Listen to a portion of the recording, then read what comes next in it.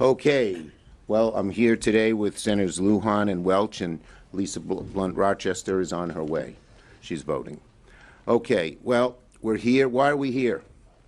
The country is standing on the edge of a health care cliff, a cliff Republicans are pushing us towards, and the clock is almost out.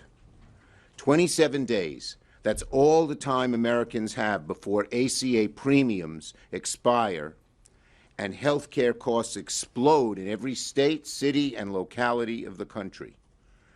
The Senate Republicans can avoid this now. The Senate can vote to pass our legislation, plain and simple, and save American thousands. Republicans caused this problem.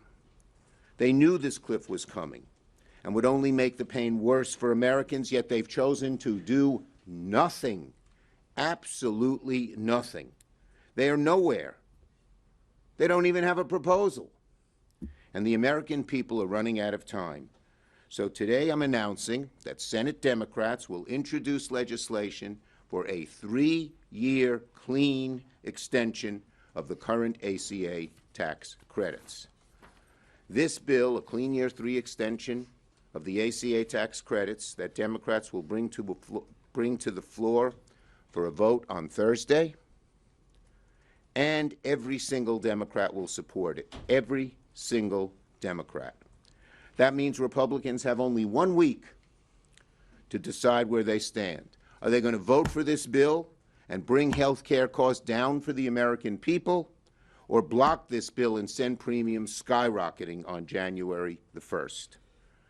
That's what's at stake. This is one of the most important votes we're going to have in this whole Congress, because right now Republicans, even a small number of them, 7 of them, could vote yes and avoid the health care cliff that so many Americans are so worried about, that millions of American families are staying up and can't sleep at night because they don't know what they're going to do. Republicans have no plan to deal with this crisis. No plan. And make no mistake, the vote is the last chance before January 1st to avoid the crisis they caused and bring relief to the American people. They have no unity. They have no consensus. They don't even have concepts. You got one Republican saying this, another Republican saying that. It's amazing. They have nothing in the most major issue affecting the American people, and they can't get their act together. Democrats are fighting to lower health care costs. Republicans are fighting with one another. They're so busy fighting one another that they're not helping the American people. For months, they spent their energy trying to kick low-income families off their coverage, pushing poison pills that ban abortion, floating one-time checks that wouldn't even cover a single month of premiums, let alone 12 months. And families, as we know, are paying more.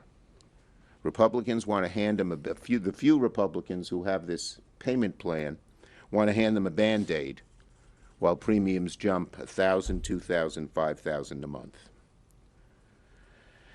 So, a one-time check's not health care.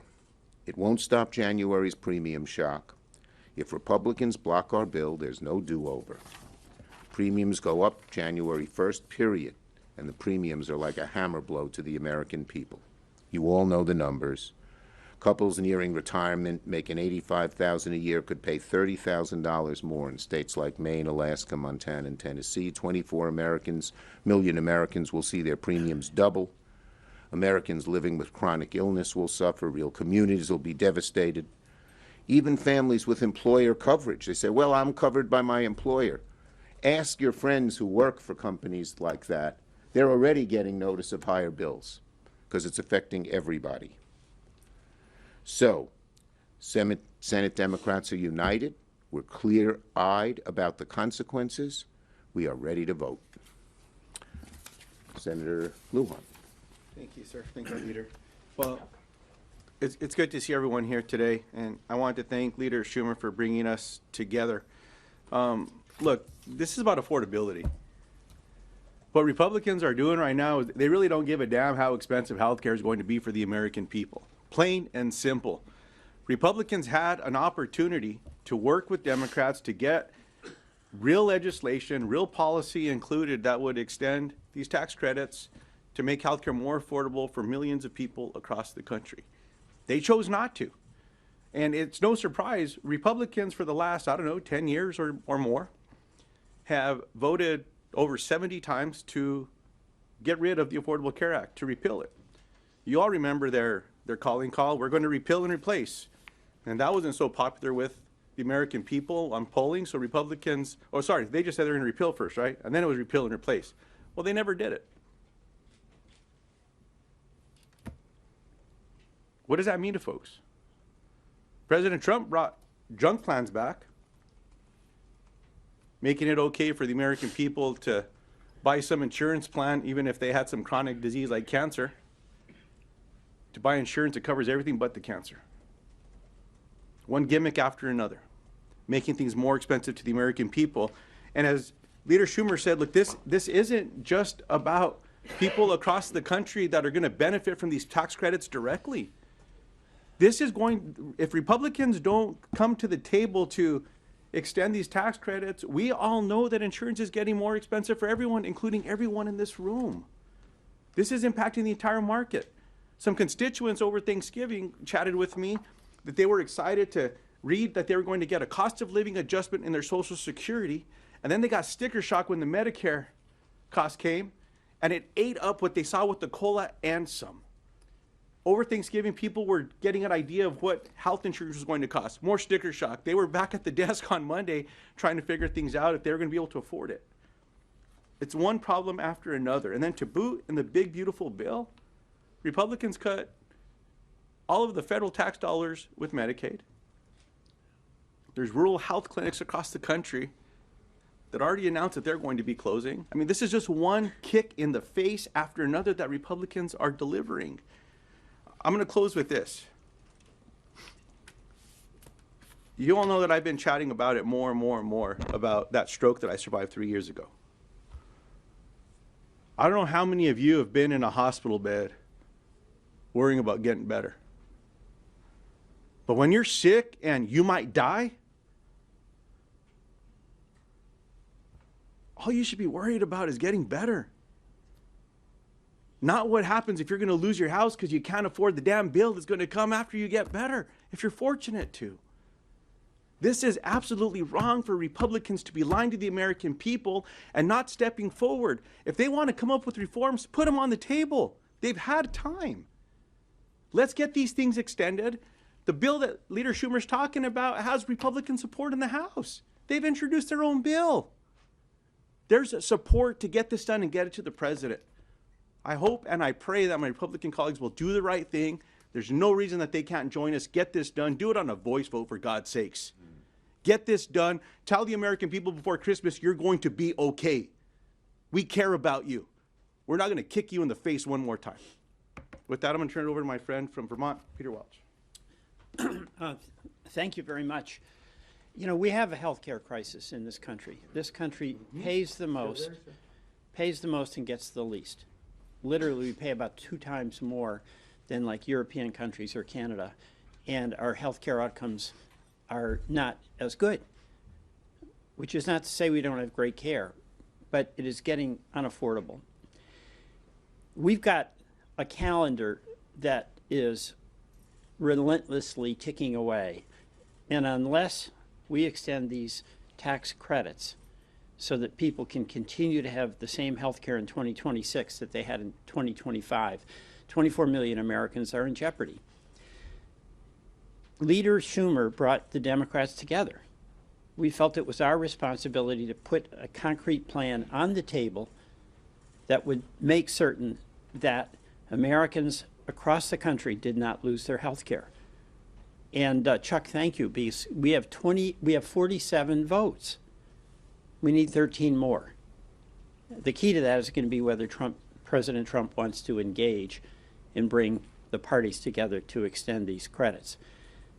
The aspect of this that I find very sad is that the people who are going to suffer are people who are represented by Democrats and by Republicans. It just doesn't matter. These are folks, families, farmers, they need health care.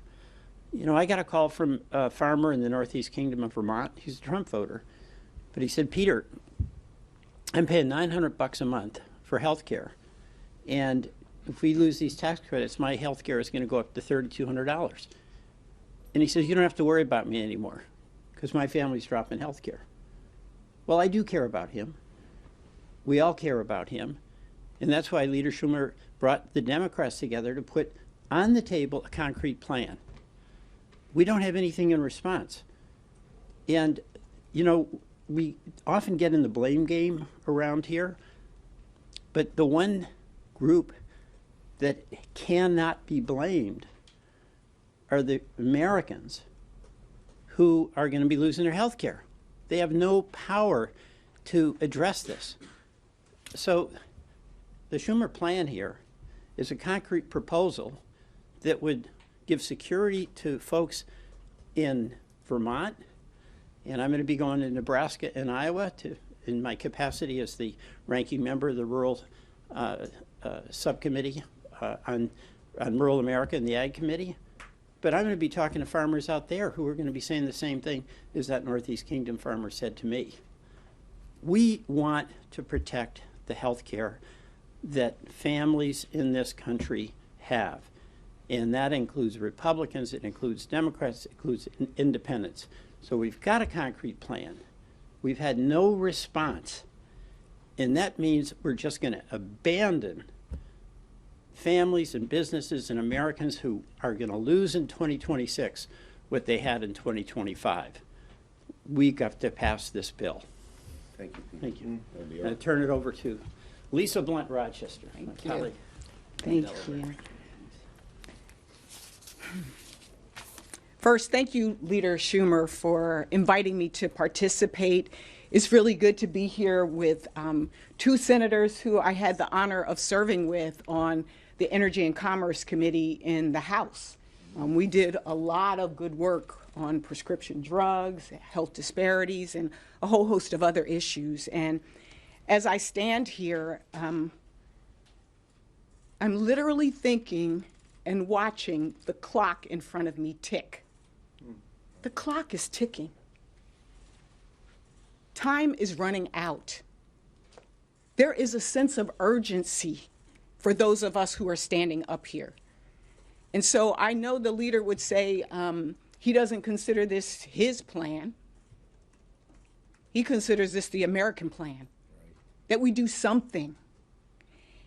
And I will tell you, as was said by my colleagues, I come from the state of Delaware. And anyone who knows Delaware knows that we are urban, suburban, rural, and coastal. We have farmers. We have small businesses.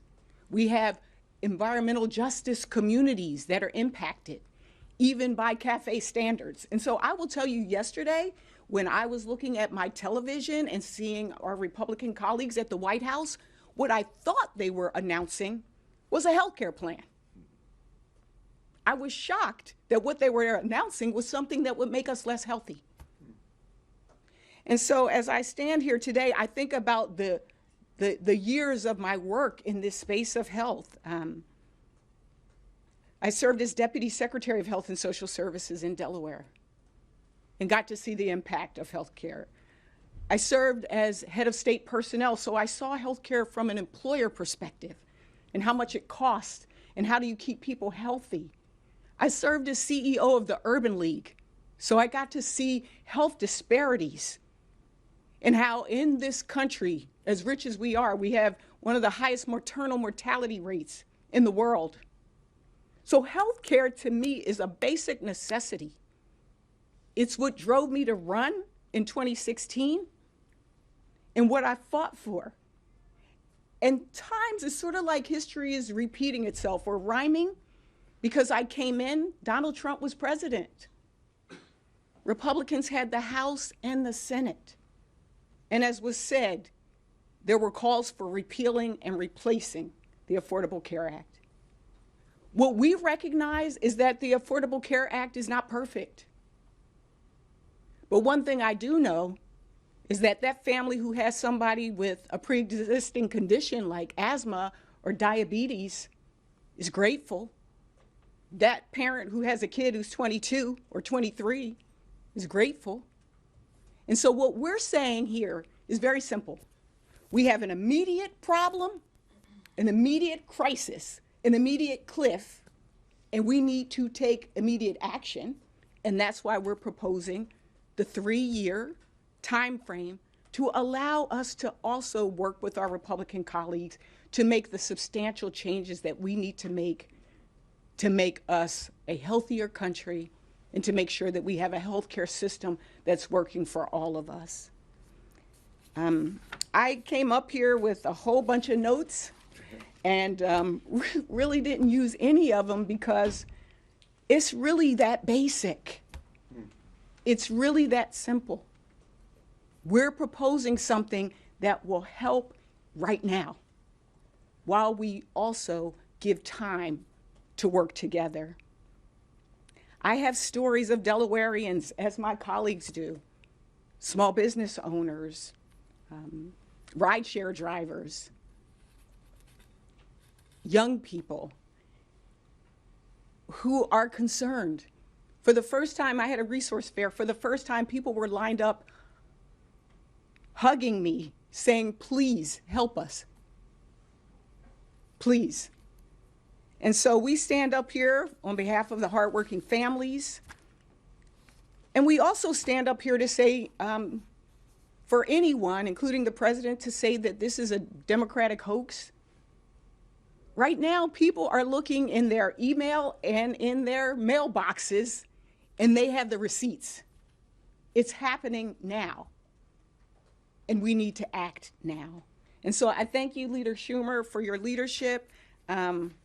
I'm fortunate that I had the opportunity to also work with Senator Wyden on legislation, the Protecting Patients and Affordable Care Act, that focuses on not just the 3 years, but it is in tandem with this to make sure that some of the harmful things that were already done this year through the Big Beautiful Bill and through regulation are pulled back so that people, again, don't fall off a cliff and that we're making sure that they're able to navigate this system.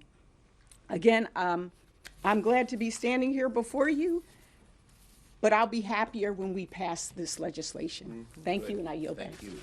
Questions on this subject? Yes. Leader Schumer, good afternoon, thank you. Are you concerned that Republicans, have this idea that Obamacare was, quote, the fault of the Democrats, that there's problems with Obamacare, that's why it needs this subsidy? 3 of the 4 of you voted for this in either the House or the Senate before, and that therefore they rely on that as a crutch to say, oh, this shows why Obamacare is broken, and therefore we don't have to do anything about it. Shows you how out of touch they are. 55% of people who voted for Trump in November of 2024 support extending the credits. 55% of Trump voters. The Republicans are so much in a bubble. They're so out of touch. They don't understand the anguish and concern of the American people. Yes. Could I add one thing to that, Chair? Sure, sure. I also want to remind us that the disproportionate amount of people who are impacted by these tax credits not going into place are from red states. Yeah. Many of those states didn't expand Yeah, look at them Medicaid. And that's why many of them are the ones that are going to be impacted. So this isn't a Democratic thing. This is an American problem right now. It's overwhelmingly supported by people in all parties, including Trump voters. Yes. Over the last couple of days, there are a number of House Democrats that have presented framework, both bipartisan and the New Dems. Have you had conversations with House leadership about getting everyone on board in the House? I know you said that Democrats in the Senate. The bottom line is the first thing that has to happen is to avoid the calamity that's going to happen is the 13 Republicans need to vote with us on this bill. Right? As for whatever House proposals there are, we'll always look at something. But I don't even see 15 Republicans supporting it right now. You have the Republicans having no plan, no unity. They're busy fighting with each other. Sure, an individual or 2 or 3 people can say this or that. It's not going to solve the problem. Yes. You have talked about Trump being the key to all of this, and in the past have said that you would call him when the time is right. Do you think maybe the time now calls for a direct phone call to President Trump Trump calls this a hoax. What Trump ought to do is talk to the Republican senators and say, vote for this proposal. That's the way to solve the problem. That's just about the only way to solve the problem before the January 1st deadline. Then, I mean, look at it. They don't even have a plan. They don't even have two plans they're divided about. They're all over the lot saying many different things, fighting with each other. It's crazy. It's just crazy on such an important issue that they would have that. Yes? This bill obviously can't get to 60 votes to overcome a filibuster. Let's not pretend it can. But I understand Republicans don't have a plan, but why not propose something that has some of the tweaks Republicans have asked for? There are at least like 5 to 6 Republicans who said they would vote for an extension with an income cap, with Well, the they that haven't. eliminates the $0 Okay. premium. Ask them what they want to do on Hyde, those 5 or 6 Republicans. Yes. Senator, why did the bipartisan talks to negotiate a compromise bill fail, in your view? Well, you can talk to the bipartisan people who were talking, but in the views of the Democrats I've talked to, the Republicans never had a plan that could be even close to acceptable, and they were unwilling to deal with Hyde. I mean, Peter was part of those. Go ahead. Yeah, I mean, the bottom line is they couldn't put pen to paper. They couldn't propose something that was concrete, where they could say, we've got 4 votes, or 5 votes, or 6 votes. So it was aspirational discussion, but it never got concrete. So what really was the reality is that there was never an engaged discussion about how to extend these tax credits with specifics offered. Plain and simple. Yes. I'm trying to bring all this together in 2 questions, but to follow up, why not ask for that kind of meeting now, as you're saying the clock is ticking? And then 2, I'm still not sure I understand why you're putting this offer on the table, which is a non-starter for so many Republicans. Okay. Now there's something closer that could get through the finish line. It is not a non-starter. 13 votes could solve the problem. That's where the onus should be. Putting something together, putting something together that 2 Republicans might support when Johnson says he's not going to do anything, when half his caucus doesn't even want to repeal the ACA tax credits. Come on. Come on. The fault is there, not with us. And they can just vote for this, plain and simple. That's it. This subject. Yeah, go ahead, Peter. Well, I was just going to add, the only way you make progress is you get concrete. What we are proposing is concrete. It might not be the way some of the Republicans want to solve the problem, but they are not being concrete. And the clock is ticking, as Lisa was saying. So this is a good faith proposal. It doesn't mean that Senator Schumer would negotiate on our behalf if there was a concrete counter proposal that was made. But the Republicans really have been AWOL, and the president's been AWOL. You can't find even 30 or 50 Republicans in the House, even 10 or 12 in the Senate, who say they agree on something. Right. So come on, it's ridiculous. Yes. Thank you, Mr. Leader. If you don't get these 13 Republican votes that you're seeking in these subsidies expire, will you continue to push for a legislative fix, or does this simply become a message? Look, we're always willing to talk. We're always willing to talk to people who want to lower people's health care costs. So far, there's no one to talk to. Thank you, everybody. Thank you. Look, just one last thing on that. You all have reported on all the House Republicans while they were home on vacation for, I don't know, 90 days, 120 days, however long Speaker Johnson kept them at home. Dozens of them went to the camera and said that we need to extend these tax credits. You all have reported on them. You know the votes exist. You know this. It's not a clean Well, extension. do they want to do a 1 year, a 2 year, or 3 year? Put it in. Does that imply that you're up for Liz, that look, negotiation for a year? Ms. Stefanik, who's running for governor, has been one of the folks that's been bullying Speaker Johnson. Thank God for that recently, for having the courage to do that and showing some backbone. I appreciate that. And she's told them 1, 2 years. There's others that have said 3 years. Some have said 1, some have said 2. You know, the reason everyone's so excited here, excuse me, is because they have no plan, they have no unity, they have nothing, and you're saying, why don't Democrats do something? We are doing something. We're doing the quickest, easiest, simplest way to take the burden off the backs of the American people, and they ought to vote for it. But you're open for a compromise, a year and a half, a year? I mean, that's what I'm... First, they got to vote for this. We can talk That sounds about like things my way down or the the road. highway. This is the only solution to avoid the January 1st cliff. plain and simple. Chad, you know all the Republicans, man, show me something. Yeah, You know show them. us, You know show them us best. a group of them. I mean, You know them best. There was a Pull group, them in. listen, to respond, there was a group of them this morning, a bipartisan group of more than 20 members, including at least a 10 or a dozen In the House? Republicans in the House. Then Speaker Johnson should give them a vote. In the Send it House. over. A one-year extension have that they're putting on the table Speaker today. Johnson should give them a vote. What did and they send say it about over. Hyde? Did you ask them? Is Hyde in it or not in it? The Ask them. framework they had did not have Hyde in it. I think they keep current Yeah. policy, Thank you, folks. yeah. Well, look, why doesn't the Speaker give him a vote? He doesn't care. That's the problem. Mike's got to do the right thing here. But there's also not a single Republican House or Senate that's voting for a clean extension. Why? I don't, you 'Cause they tell don't us give a because they believe there's You know what? fraud in the program, they want an income cap, all Well, these fine. things. Then they should propose those ideas with whatever the reforms are. That's what I've been saying. The first time I ever heard anyone say anything about these reforms in a concrete way is when Leader Thune lost his cool because he was mad that we were asking for people not to go starving across America. And he rattled off 5 or 6.